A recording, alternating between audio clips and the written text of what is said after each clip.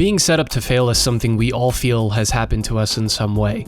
Some since birth, about 212 million to be exact. Mods, ban anybody speaking Portuguese. Let's get these jungle fuckers out of here. This is an English stream, motherfuckers. How the fuck you gonna be from Brazil and your computer in a hut talking shit? Get the fuck out of here. In the world of manga, this can happen in many ways. The almighty axe, story control from magazines, bad scheduling, poo-poo adaptations, and I would say etc., but that pretty much covers it. In 2009, a new series in shonen was made, soon to have its time in the spotlight. Around this time, however, was the boom of the big three. Other series like Full Metal, Gintama, Hitman Reborn, Fairy Tail, and 20th Century Boys were enjoying good success this year. 2010 sees most of the same series in the top 10. Then we reach 2011, and the number one is One Piece by Oda. 38 million sales. Jesus. In second place, however, is, well, Naruto. But right below that, we have Blue Exorcist. But by the next year, it would drop out of the top 10, and then eventually the top 30 very quickly, and its overall reputation being rather hit or miss. What caused this, and why do I think it was a series set up to fail? I feel like it's been a while, but this video is brought to you by Figurama Collectors. Known for their super high quality collector statues, they have knocked it out of the park, once again with a Persona 5 piece portraying Joker vs. Arson at the Casino of Envy. With 2 swappable portraits and 2 weapons for Joker, you can customize it a bit, and as always, an awesome base design that really makes it feel like there was love put into every bit of this. The color scheme throughout the whole thing makes it one of my favorite looking statues in the entire Figurama line, and it makes me consider giving Persona another try. But the pre-order date is on April 5th, 23 JST. So use the link in the description below and in the pinned comment, and you can use my code MMP5 for $50 off your order. These things sell out faster than you could even imagine, so make sure you're ready for the pre-order once again on April 5th, 23 JST, and use my code MMP5 for $50 off your order. And thank you once again to Figurama for sponsoring today's video. I checked out the anime for Blue Exorcist, but before any of the fans of the series have a heart attack, I did that after fully catching up with the manga. I'll harp on why that clarification needed to be stated in a bit. Blue Exorcist is made by Kazue Kato and follows Rin Okumura and his twin brother Yukio. This is the third video in a row covering shit in shonen that deserved better, and all have had twin brothers, which is an interesting coincidence. Rin and his brother are orphans taken in by Shiro Fujimoto, who's an exorcist, but it turns out Rin has inherited the blue flame from his father, Satan. This, coupled with a disagreement, gets Shiro killed, and Rin joins a school for exorcists to learn how to control his power to then defeat Satan. His brother Yukio is a teacher in this academy for exorcists, and now they need to handle Rin's secret while dealing with the demonic threats. Optimistic vocal main character in a school setting using the power of the enemy against the enemy. The old reliable. Given this and its rather okay start, I'm understanding of those who would dismiss this series as something they have seen before. Hell, even during the time this series came out, but even more so now as time has gone on. But despite how you may feel about the first half of the story, the second half makes it totally worth it, another common thing these 3 videos have so far. The growth of a lot of the characters, especially Dante and Virgil over here, is largely based on information that is slowly given to them until what's happened in the recent chapters where the door gets kicked down and they have no choice but to confront who they are and where they're from. Corruption within the Exorcist organization, and the origin of demons and primarily Satan himself. More on that later. So the early chapters have a lot more value in retrospect. Even though the fights and characters in the beginning half are fun, it isn't anything conceptually unfamiliar. Rin and Yukio each have their own path when dealing with the reality of being Satan's children, and that along with the mystery of things mentioned earlier was the most interesting thing for me in the first half. Especially from Yukio's end, as the many scenes planted throughout paint a very complicated person with ups and lots of downs, constantly at war with himself.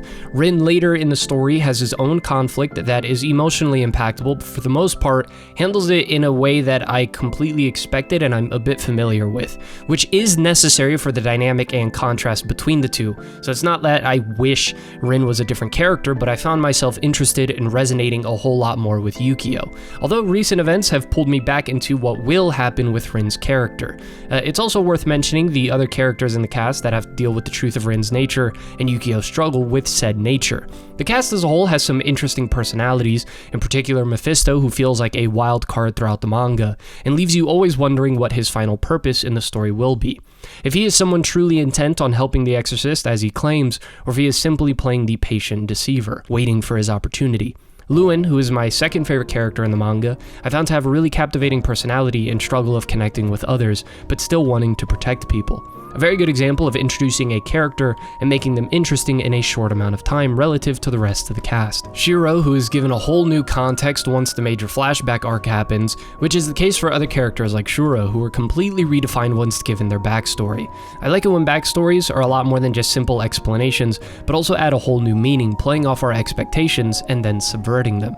The time the story takes to set up the different pieces of the plot and characters ends up being one of its greatest strengths.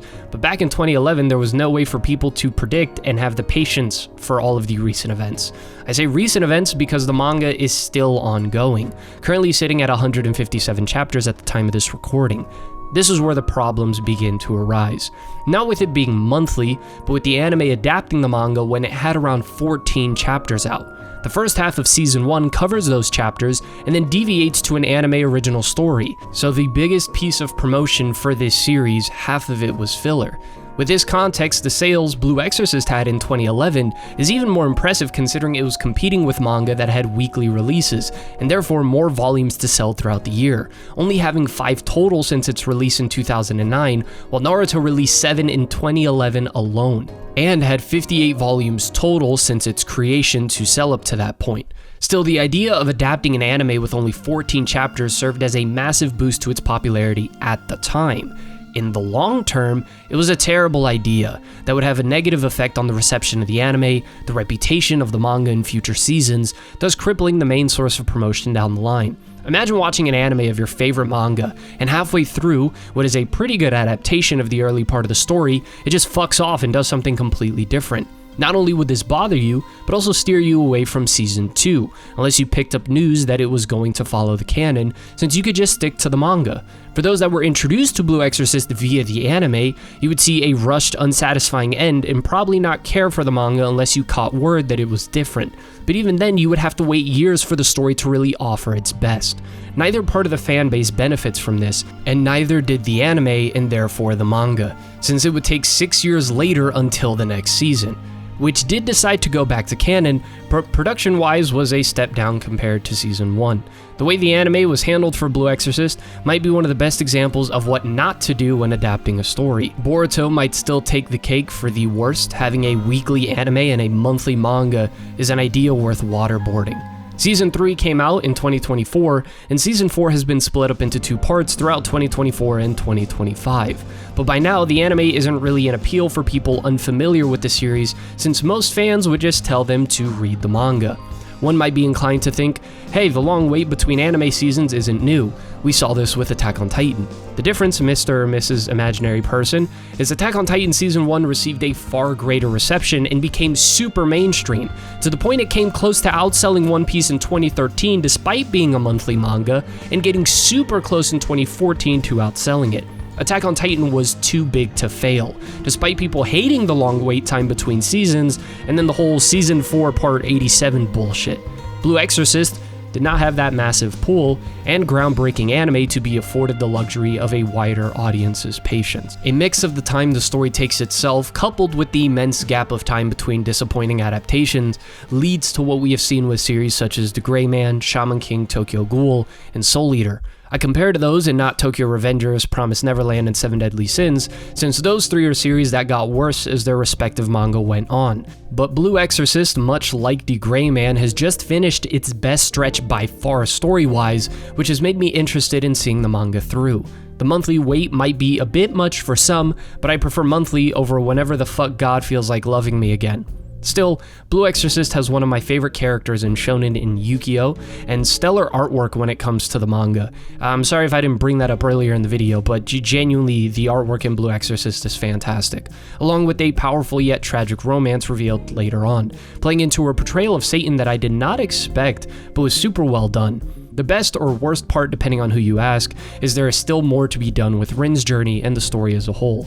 If there was any time to give Blue Exorcist a chance, I would say now would be the best time, since it is starting a new arc and just finished an insane one. Despite its unfortunate circumstances, Blue Exorcist has a devoted fan base, and a story that has been getting better and better. And I think there is some value in seeing the production behind grand series such as this, and despite all the setbacks it has, it's still going on strong today.